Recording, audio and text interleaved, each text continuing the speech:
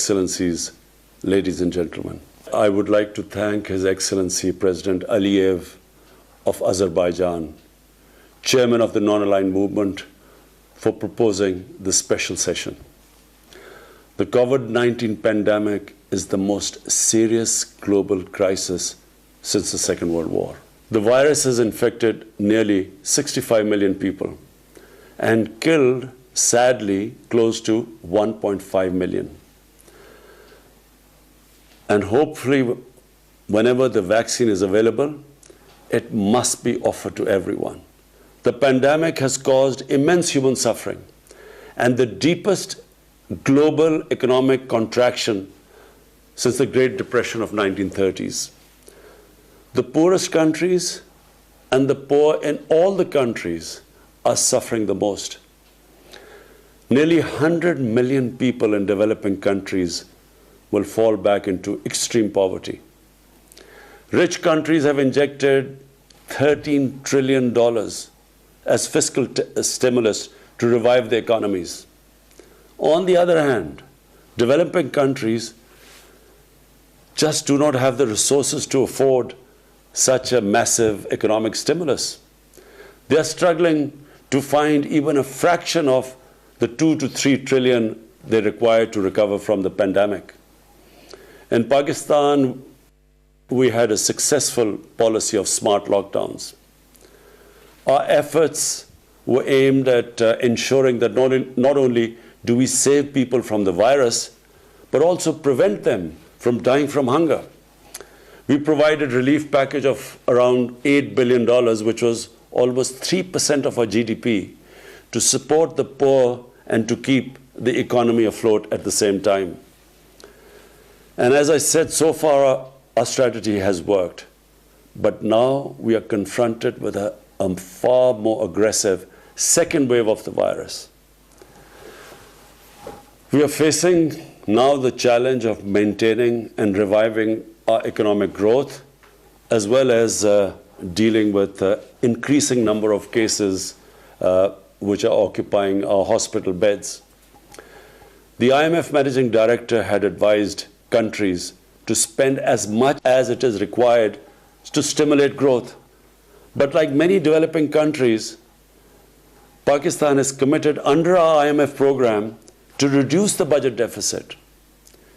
And I'm sure other developing countries in our position are facing a similar dilemma. How do you stimulate the economy and yet at the same time reduce your budget deficit? The only way we can have the fiscal space to maintain and revive growth is through access to additional liquidity. Last April, I called for a global initiative on debt relief.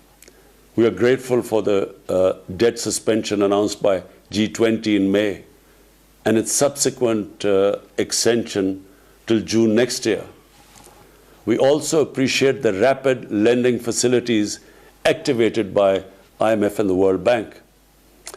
Yet the amounts generated so far are not even close to the needs of the developing countries to recover from the impact of the pandemic. As far as I know, 5 developing countries have already defaulted on their debt, and it seems others are about to follow. Several nations faced with large debt repayments and at the same time lost revenues are on the brink of economic collapse. There are disturbing reports from the World Food Programme of possible famines in some parts of the world. The financing for development discussions initiated by Secretary General and the Prime Minister of Canada and Jamaica have identified hundreds of options to financially support the developing countries. We hope that this process culminates in some concrete action soon. There is a need to reform the international financial architecture, build an inclusive and equitable debt management mechanism, construct a democratic, SDG-focused trading system, and install a fair international tax regime. If economic collapse is to be averted in a number of developing countries, due to the COVID-19. The international community must identify and implement some key priority actions.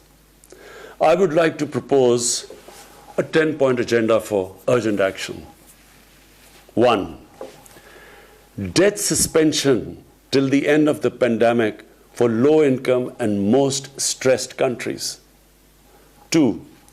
Cancellation of debt of least developed countries. 3.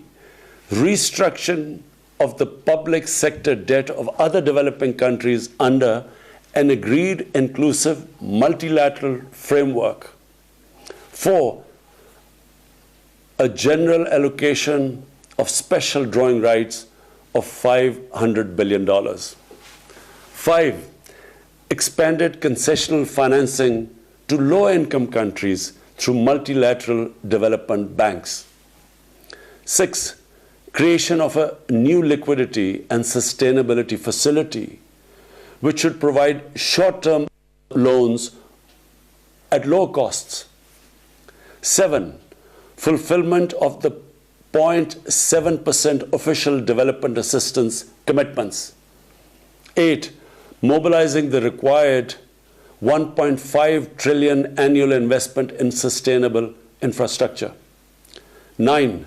Achievement of the agreed target of mobilizing $100 billion per year for climate action in developing countries.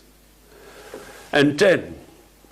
Immediate action to stop the massive illicit financial outflows from developing countries to rich countries, to offshore tax havens, and at the same time there should be an immediate return of their assets stolen by corrupt politicians and criminals back to these countries. This one action, I assure you, Mr. President, this one action would benefit the poor countries more than all other measures put together. Excellencies, everyone agrees that there has to be a collective response to recover from the COVID crisis, and at the same time achieve sustainable development goals and implement targets set by the Paris Agreements. Excellencies, the UN Charter's concept of collective security embraces collective economic security. Without economic security, conflicts and disputes will persist and proliferate across the world. Guided by the principles of this Charter, we must all work collectively for an inclusive, stable, and sustainable economic, social, and political order. I thank you. वज़ीर आज़म Imran Khan corona वबा के तनाजुर में अक़वाम मुत्तहिदा की general assembly के 31वें virtual इजलास से खिताब कर रहे थे। वज़ीर आज़म ने कहा कि वायरस से 6.5 करोड़ लोग मुतासर हुए हैं। 10 करोड़ अफराद कोरोना के बायस ख़त गुरबत से नीचे चले जाएंगे।